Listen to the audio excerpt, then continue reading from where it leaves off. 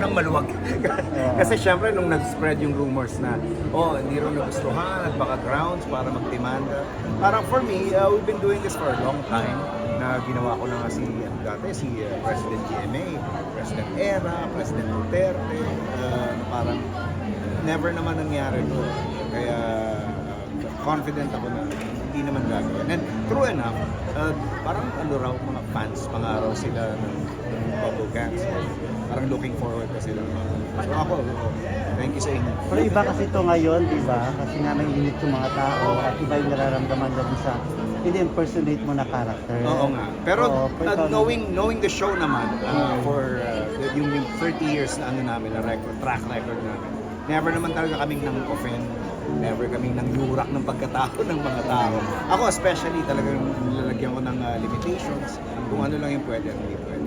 Ano po lesson o message ang gusto niyo pong makuha ng mga tao sa Gaya sketch? Mamulat. Pero etong sketch namin, magulat lang. Alam mo rin yung mga bashers din, sinasabi parang hindi raw ito laughing matter, hindi mo dapat ginawa agad. Oo. Magulat nga sila, na-block na sila eh. Kasi hindi, nasa atin din naman yung power, di ba? Papapekto ba tayo sa bashers? O hindi. Kaya marami naman sa kanila na wala lang talagang magawa. Wala namang naiaambag. So, parang yan, payo ko rin sa lahat ng mga tao may mga bashers. Kung hindi nyo naman kilala itong mga to, wala naman na itutulong sa inyo. Block nyo na lang. So nambablock ka talaga, di ba? Yung nambablock Dami ko nang binlock. Pero naisip mo din ba na parang flirting bigla sa'yo? Na naging kakawig mo siya? Depende, kung maaambunan tayo. Aray ko. Hindi, kung magagamit mo yung platform. Joke. Joke yun, ha? Magagamit mo yung platform mo eh. Yes. Raise awareness na. Yes, kagaya nga na sinabi ko. Nakakatuwa rin na parang, sabi ko kay Lord at saka sa mga magulang ko, thank you for giving me this space. Pero Michael V, on a serious note, how do you feel about what's happening? At syempre hindi masaya kasi kami, loyal taxpayers kami ng asawa ko. Madalas nag-uusap kami about migrating sa ibang bansa. Ako palagi, di ba, alam mo yan, di ba? Sinasabi ko lagi, hindi, dito lang tayo kasi mahal ko yung bansa. Tapos, hindi naman, Patapusin lang siya. Patapusin lang. Nagsasalita kasi siya eh. sabi ko, hindi naman sa walang fault ang Pilipinas o ang gobyerno natin. Marami syempre, kaya lang syempre yung hope na sana one day magbago, sinasakyan ko. Ito yung nasabi nila na pwede mo makawid ang iba, wala na naman, wala. Ikaw kami yung dito. Ano nakikita mo? May pag-asa pa ba?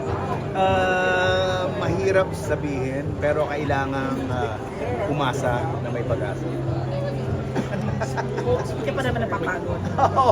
Ako hindi pa eh. Tumatanda lang, pero hindi ba naman napapagod. Tumatanda, pero minsan parang hindi na nga nagtatanda.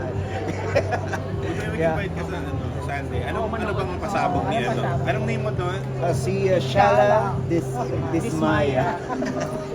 So, originally, one sketch, ginawa kong 3 for your viewing pleasure. Para mas marami kayong ma-enjoy ng mga ginagawa. And hopefully, mag-comment kayo at sabihin nyo, paalam nyo sa amin kung nagustuhan ninyo at kung gusto nyo ng madagdagan pa. Kami nang bahala doon. Dagdagan mo pa. Ang aga.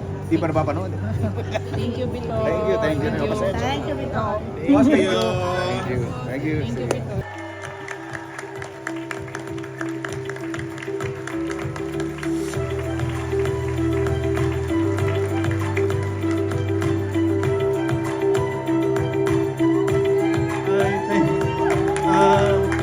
Actually, di ko alam ang sasabihin ko. Nawala lahat ng sasabihin ko nung manood ako kanina. Gusto mong ulit-ulitin na yung pinipili kong maging readers at performers sa bawat launch ko, talagang pinili ko dahil mga paborito ko sila. Kaya yung iba sa kanila naging suki ko na paulit-ulit. At yung iba na bago lang ngayon, sana maging suki ulit. So, ayun, so maraming salamat. Pati kay Julina, na kinakailangan umalis dahil may next engagement siya. At kay Dulce at kay Arman. nung pinili ko yung excerpts, na-imagine ko na kung paano nila gagawin. Pero nung napanood ko kanina, hindi ko pa rin na-imagine yung ginawa nila na ang huhusay. So, thank you. Maraming salamat din sa director ng programa namin, si Eric Reyes at si Paolo Bellaluna. Maraming salamat din sa UP Press, kina Galileo Sapra, para sa Agaw Tingin. Maraming salamat sa media, mga kaibigan natin sa industriya na nandito. Maraming salamat sa inyong lahat sa pagpunta rito. Wala akong masasabing iba except maraming salamat at hanggang sa susunod. So magandang gabi.